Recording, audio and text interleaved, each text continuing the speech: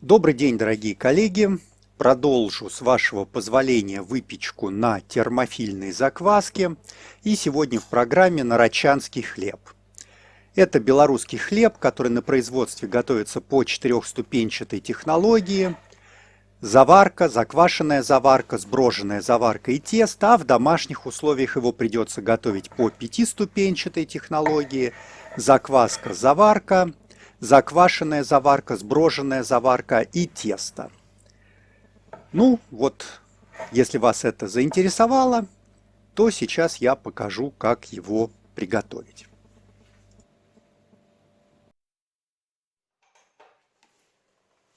Ну что ж, коллеги, давайте начнем. Рецептура на 1000 грамм муки. Для начала надо приготовить заварку. На заварку идет 130 грамм ржаной сеянной муки. И половину муки от муки на заварку мы сейчас заварим. В том числе 70 грамм ржаного солода и 10 грамм тмина. Хорошо перемешиваем половину от муки, солод и тмин. После чего добавляем 400 мл кипятка в 2-3 приема, продолжая перемешивать заварку. Почему я завариваю не всю муку, а только половину? Оставшаяся половина нам потребуется впоследствии как катализатор процесса осахаривания. Хорошо перемешиваем для начала, чтобы вся мука заварилась. После чего добавляем сюда 120 грамм картофельного пюре. Как приготовить картофельное пюре для этого хлеба? Варим картофель, после чего достаем его из воды и при помощи пюрирователя делаем картофельное пюре. Вот так вот, а не иначе. 120 грамм картофельного пюре. Перемешиваем заварку и картофельное пюре. Почему мы отложили так много муки? 75 грамм от положенных 130 на заварку. Ну, я мог бы вам просто ответить, что этого требует рецептура, но на самом деле она этого требует, но все хотят понять почему. Вот, кстати, я добавляю остатки муки 75 грамм и замешиваю их в заварку. Требуется это потому, что заварка самоосахаривающаяся, на сеянной муке. Сеянная мука осахаривается сама по себе плохо, и половина муки у нас идет как катализатор процесса осахаривания. Ну что ж, вот, собственно говоря, заварка у нас замешана, и осталось дать ей осахариться в течение 3 часов при температуре 63-65 градусов Цельсия.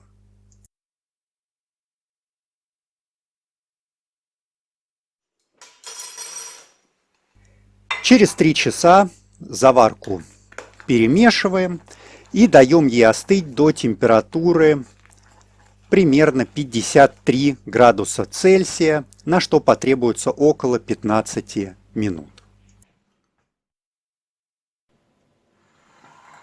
Когда заварка остынет до 53 градусов Цельсия, к ней нужно добавить 60 грамм термофильного стартера и хорошо все перемешать.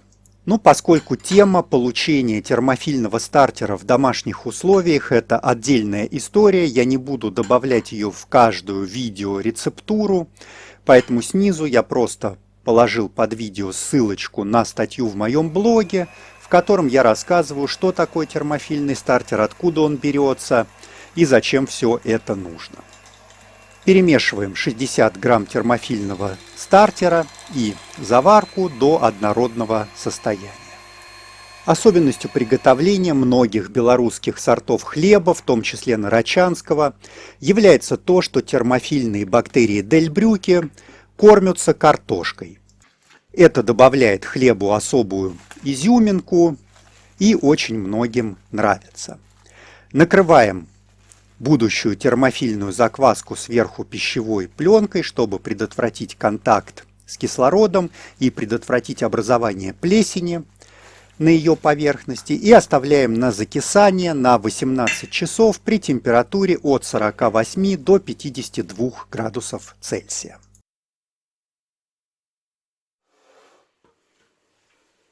Через 18 часов под воздействием термофильных бактерий Дельбрюки заварка закисает, она становится кисленькой на вкус и имеет очень приятный аромат. На что он похож, я даже не берусь описывать, но поверьте мне, что он очень приятен. Остужаем термофильную закваску до температуры 35 градусов Цельсия. Ну что ж, вот это у нас термофильная закваска или заквашенная заварка термофильными бактериями. И теперь на ее базе нужно получить заварку сброженную, добавив к ней спелого теста в количестве 100 грамм. Одного спелого теста будет недостаточно для того, чтобы развить необходимую подъемную силу у хлеба на сейной муке. Поэтому помимо спелого теста добавляем 5 грамм прессованных дрожжей.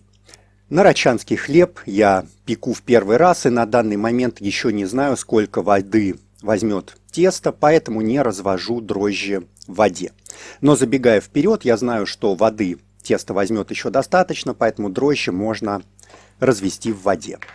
Хорошо все перемешиваем до однородного состояния. Вот я все это рассказываю, и вдруг я понял, а что если это видео смотрит человек, который еще ни разу моих видео не видел, то, скорее всего, он просто вообще ничего не поймет, что здесь происходит и чего я делаю. Поэтому, коллеги, кто в первый раз смотрит мои видео, пожалуйста, пойдите по ссылке снизу под видео и почитайте статью в блоге «Как печь хлеб на термофильной закваске». Время брожения 3 часа, температура брожения 30-32 градуса Цельсия.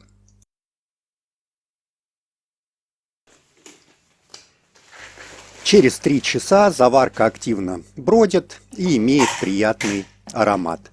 В ней развились термофильные бактерии дельбрюки, в ней развились мезофильные бактерии из обычной закваски, и в ней развились дрожжи, и теперь она в состоянии разрыхлить, подкислить тесто и создать у хлеба очень приятный аромат. Добавляем патоку в количестве 30 грамм, вместо патоки я использую солодовый экстракт, и добавляем от 15 до 20 грамм соли. 20 грамм соли берите, если вам кажется, что мой хлеб по моим рецептам не соленый. Добавляем еще 5 грамм дрожжей, разведенных в минимальном количестве воды, и замешиваем все компоненты друг с другом.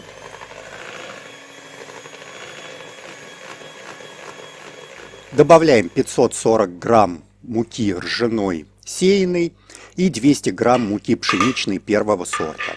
Нарочанский хлеб печется с добавлением 20% пшеничной муки первого сорта от веса муки.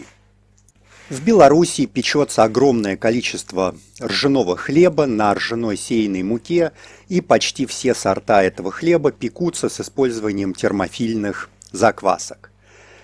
Испечь нарочанский хлеб без термофильной закваски, естественно, тоже возможно, но у вас это будет хлеб скорее по мотивам нарочанского хлеба, ничего общего ни по вкусу, ни по аромату с оригиналом не имеющего. Поэтому, кто хочет печь белорусские сложные пятиступенчатые хлеба в домашних условиях, вам придется освоить производство термофильной закваски. И вот в тесто у меня ушло еще примерно 60 мл воды. Тесто с добавлением картофеля очень хорошо связывает воду, что повышает его влажность и удлиняет срок хранения. Однако излишнее количество картофеля будет приводить к тому, что мякиш будет липкий и влажный. Тесто замешиваем достаточно мягкой консистенции. В процессе расстойки оно стабилизируется, и из него очень хорошо печется подовый хлеб. Температура расстойки должна быть около 30 градусов Цельсия. Если тесто вы замесили температурой ниже, то нужно его погреть, например, в духовке. Время расстойки от 60 до 90 минут. Ну вот я дал тесту 60 минут, потому что оно уже прекрасно подошло, на мой взгляд, и можно приступить к формовке. Из 1 килограмма муки получается хлеб весом около 1,5 килограмм. От выброженного теста нужно отложить примерно 30 грамм в сторону. Они нам потребуются позже для смазки поверхности хлеба. Ну а далее формируем тесто, подкатывая его в шар.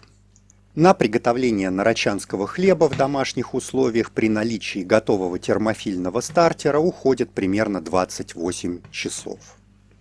Вместо термофильного спонтанного стартера можно использовать болгарский йогурт, заквашенный болгарской палочкой, бактериями Дель-Брюки подтипа болгарские, но тогда температуру брожения термофильной закваски нужно выбрать в районе 44-45 градусов Цельсия. Йогурта нужно дать тоже 60 грамм, как и спонтанного термофильного стартера, и время брожения то же самое 18 часов. Но в общем случае бактерии Дель-Брюки, извлеченные спонтанно из солода, дают более приятный и интересный аромат у готового хлеба. На самом деле в производстве хлеба на термофильной закваске в домашних условиях ничего сложного нет. Всего один дополнительный этап у нас появляется, а именно заквашивание термофильной закваской. Но это того стоит, хлеб получается очень высокого качества, и получить такой результат на обычной мезофильной закваске невозможно. Перекладываем заготовку швом кверху в корзину для расстойки. Полотенцем мукой я не натираю, тесто и так к нему не прилипает. Разравниваем тесто. Посуду для расстойки выбираем плоскую, невысокую, поскольку если хлеб при расстойке получится высоким, то он у нас порвется при выпечке. Единственная проблема, на мой взгляд, с хлебами на термофильной закваске – это наличие оборудования, при помощи которого можно длительное время поддерживать необходимую температуру. Добавляем к отложенным 30 граммам теста 25 мл теплой воды и хорошо их перемешиваем друг с другом. Время расстойки составляет 1 час при температуре более 30 градусов Цельсия. Как долго длится расстойка при комнатной температуре, я вам сказать не могу, поскольку расстойку при комнатной температуре не произвожу. По технологическим инструкциям хлеб должен расстаиваться при температурах более 30 градусов Цельсия. Если у вас нет возможности поддерживать температуры в процессе приготовления этого хлеба, даже не пытайтесь начинать, ничего у вас не получится. Нарочанский хлеб почему-то считается самым знаменитым и самым вкусным белорусским хлебом. Ну, на мой взгляд, я бы сказал, что это один из самых вкусных белорусских хлебов. На мой вкус есть хлеба и вкуснее у белорусов. Ну вот именно потому, что он у всех на слуху, все его знают, именно поэтому и решил я его испечь. Опрокидываем тестовую заготовку на хлебопекарную бумагу, которая положена сверху на доску для посадки в печь. Я использую многоразовую бумагу, она держит высокую температуру. И смазываем поверхность заготовки сверху жидким тестом.